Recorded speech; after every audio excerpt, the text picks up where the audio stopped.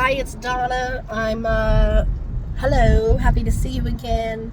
I've been trying to stay on top of when I feel like I'm getting a message, and this is one of those moments that I most certainly feel like this is a message. Even if it's me talking to myself, you need to realize that you are the magic. You are the magic. You are what makes an entire group, a situation, any place that you are in, you are what makes it not blow up in flames, not feel like tension. I want to say it's a transmuting. You transmute people's energy. I know a lot of people, you're a mirror. You are a mirror to an extent, but not in the way that I think a lot of people use that term, like, oh, I give your energy back to you. No, we can take something and show someone that it was never, you can take something and show people that it was never that bad. It was never meant to be that awful. Like, basically they took something personally, and they have their own insecurities and issues that they need to work with, because when they see and realize, however you handle it, whether you just talk through something, they kind of are able to kind of sit there and go, wait, why didn't that person, collective, whatever, why didn't you, she, he, why didn't they feel how I felt? Why weren't they as enraged as I am? And then that's that moment where they can be like, oh shoot, like, what's wrong with me? Why did I take it that? Why is that so personal to me? And I'm not saying they'll do that, but by you being there and handling it differently. And I fully believe everyone's a creator. Everyone has the ability to create. Here's the problem: a lot of people don't know they have that.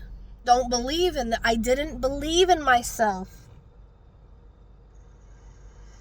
That was something I said earlier in my head. I was thinking about something, and like, maybe people admire you and you have no idea that they admire you. You have no clue. You may have a lot of haters. You may think that you do, even. You may even just think it.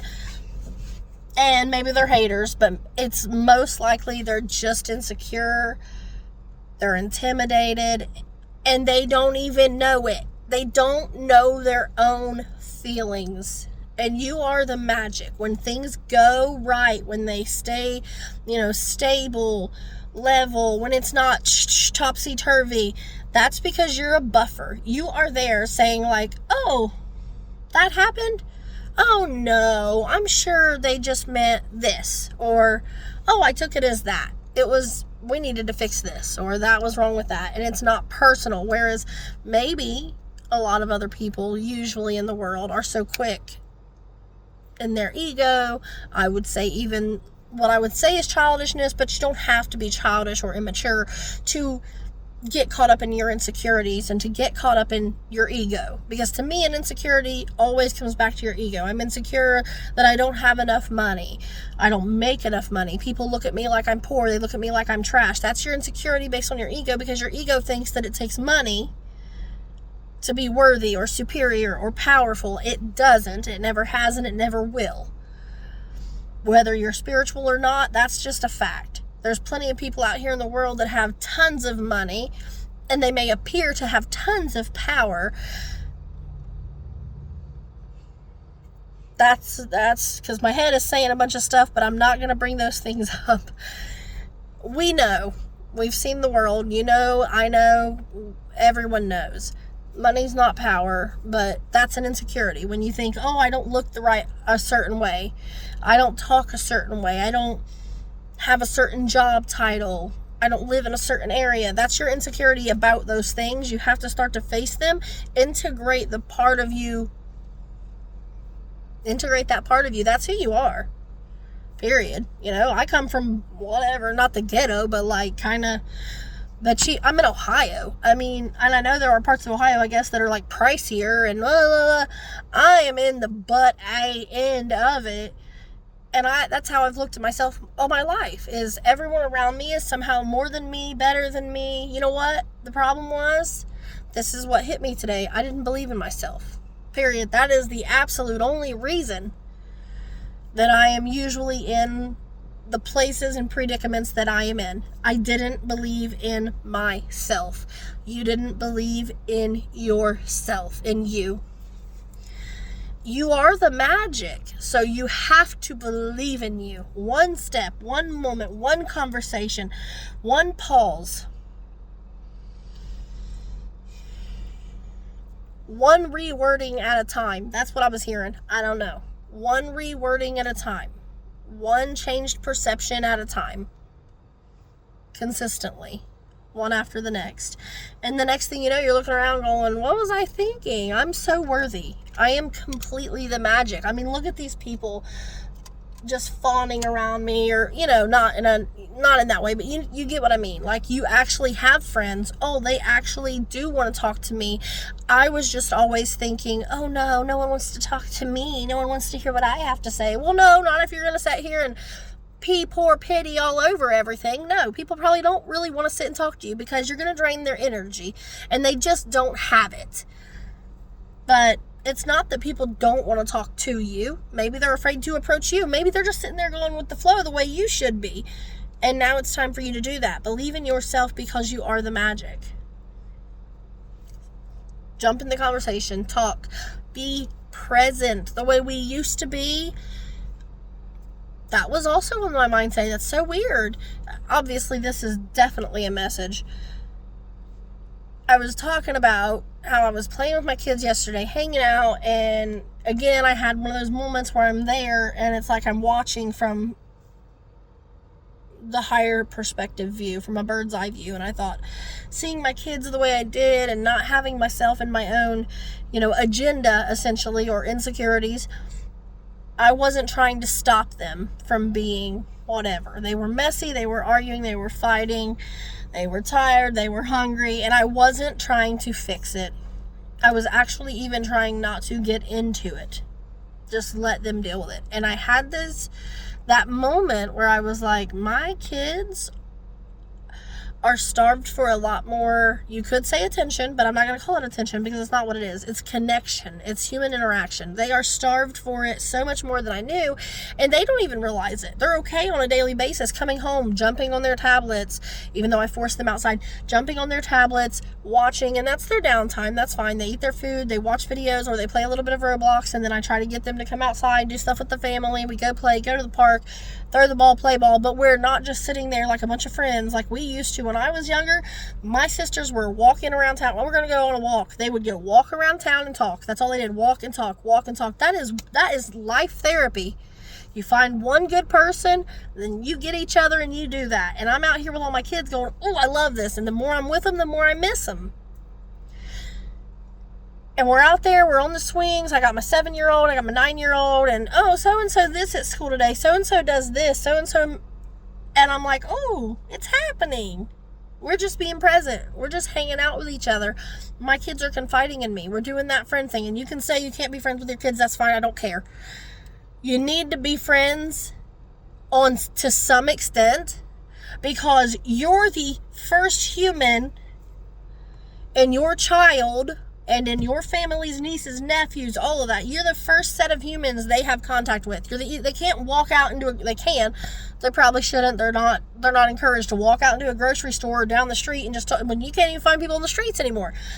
You're there. You're the person they're supposed to be able to come in, drop that backpack and go, oh, today sucked. It was so horrible. This is what happened.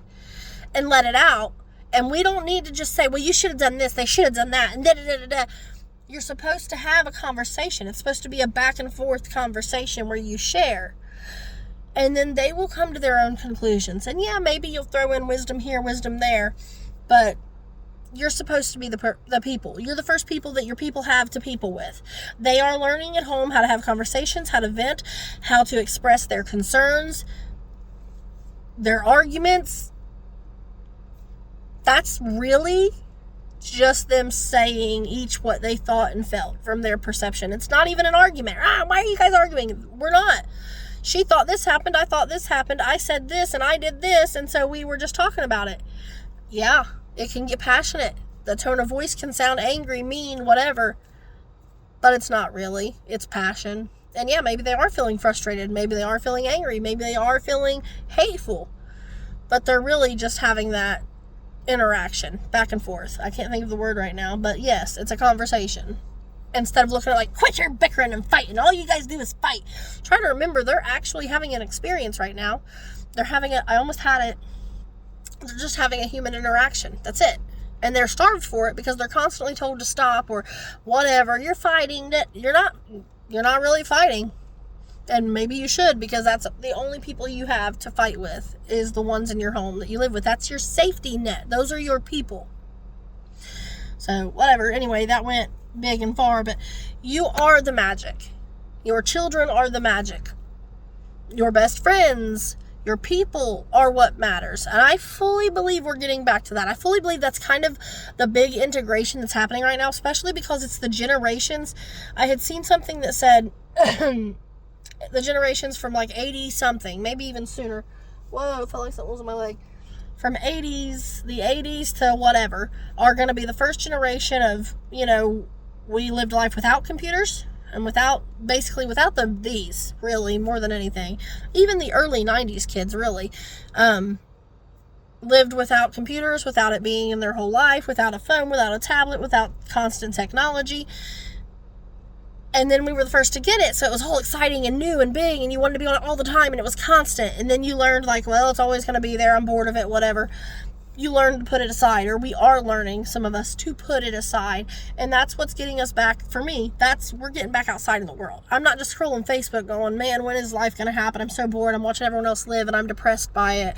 I'm not doing anything. They're all doing all kinds of cool... No, I'm not doing that anymore. I want to be present. I want to be here in my house with my kids, on my property, in my yard. I want to be playing. I want to be on the swings. I want to be on the trampoline. I want energy for that. I want to ride around on the Jeeps, and I want to make memories, get dirty, and laugh and talk. That's it. I don't want to be scrolling my phone. Gosh, I wish I was going on big vacations. I wish I had a bunch of money. I wish I was a singer on a stage. I don't want any of that. I don't want it. And I do feel it's been a big integration process over probably just this last year, but I really feel like probably back since early 2019-ish. So 2020 is when COVID became a known thing and got bigger and bigger and bigger. It was happening even before that. It was starting before that. And so, like I said, I just really think... I think that we're getting there. It took this generation, because we do need some things. There are good things about phones, internet, technology, whatever. And we need to take those things and take a lot of the good, positive things from the past, not the controlling, manipulating, fear-driven, intimidation, none of that. We don't need that. We don't need racism. We don't need sexism. We don't need ageism. We don't need any isms. We don't need judgment. We don't need all that small-minded stuff, but we need the hospitality. We need the familial, what was it called? Like neighborhood instead of just the hood. We need neighborhood. We need the unity back in community. We need all that. Bringing over a pie when you're sick, knowing what's going on in the neighborhood, knowing who's who. It's not gossip. It's not, it can be, but it's like, this is daily life stuff, so we all know each other and know what's going on and can help each other out when it's needed, or stay away if we know we're needed, they want us to stay away. We don't need to bring the immature parts of it and all that, but, it's time to integrate. Take what's good, take what resonates, leave the rest. 14-4, she said 444. Fours are a thing right now. So, that's it. Know that you're the magic. You're aware, and this is clicking for you. That puzzle piece just slid into place. It's so easy to be too tired, to be thankful, to be grateful, to keep showing up. When you're that person, you seem to be the sun that's holding everybody in rotation. It's so easy to say, I'm out, homies. It's not really easy. It's really hard when you're a people pleaser and you've been doing it your whole life and you don't know how to say no. 1444. It's not easy, but you get my point. It's easier to get angry than it is to train your brain to look for reasons to be thankful, to be happy, and to believe in yourself. If you're not thankful for what you have, you don't believe in yourself, because guess who got you everything you have? You. You need to remind yourself of that. God did it, but you get my point. It was you. You wanted it, you asked for it, you got it. Did you know what it entailed? No, probably not really. Are there really difficult parts? Yeah, most likely. Are you tired more than you're not tired? Yes. And being tired will make you angry. It will. Being tired, being hungry will change your entire mindset. Get your naps. Guzzle the water. Drink. Water. Get real food. Living food is what I call it in you. Organic. Organs. It's good for your organs. Organic. Your brain's an organ. Your heart's an organ. Your muscles are not organs, but you get the point. They basically are. They regenerate, so how can they not be? Your nails, your hair, your skin, every cell of your being. I don't know. It went somewhere. I think that's it. You are the magic. You asked for everything you have. You created everything you have. You wanted everything that you got.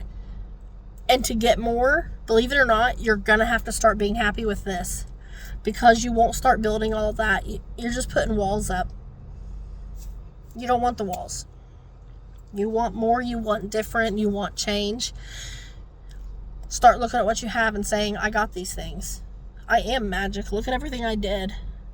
And now, yeah, maybe I want more now, you know? Just like a car. We had no form of transportation, right? So we had horses. And I don't even know if that's the refer. Then we went from horses to carriages, from carriages to vehicles. Okay? It's a step at a time. Same thing with technology. We went from basically nothing to, again, I don't know, computers where you did 15 buttons and it went beep and turned on. You know, and then we had those big discs, then we had floppy disks, and now we've got discs this big around. We've got little sticks you just shove in. That's evolution. Did we sit around and go, I just hate everything I have? No, we enjoyed it. We worked on it. We went one step at a time, and we got more, and we got more, and we got more. And we went from having no home, living probably under trees or something, to having teepees and whatever. I don't know. That's all I know. That's my history. I don't care who you are or what you say. I had a teepee. Somebody had a teepee. They had a long house, and now we have these. Okay? It's that simple. And now we got tiny houses that are mobile. You want more? Appreciate what you have. And believe in yourself, because you are the magic. You make happen. You make life happen every single day. And when you're a female, when you're an X chromosome, you have even less excuse, because you are absolutely a creator. There's no way on this planet anyone's ever going to tell me. My daughter asked me yesterday, I don't know, she was like, what's your favorite gender? I was like, what? I said, asexual. That's right. Pulled that card. I'm pretty sure that's correct. So, that being that, if you don't get it, Google it. Okay, that's all. I love you, and you are beautiful, and you're amazing, and you are the magic. You are magic. Go be pure magic.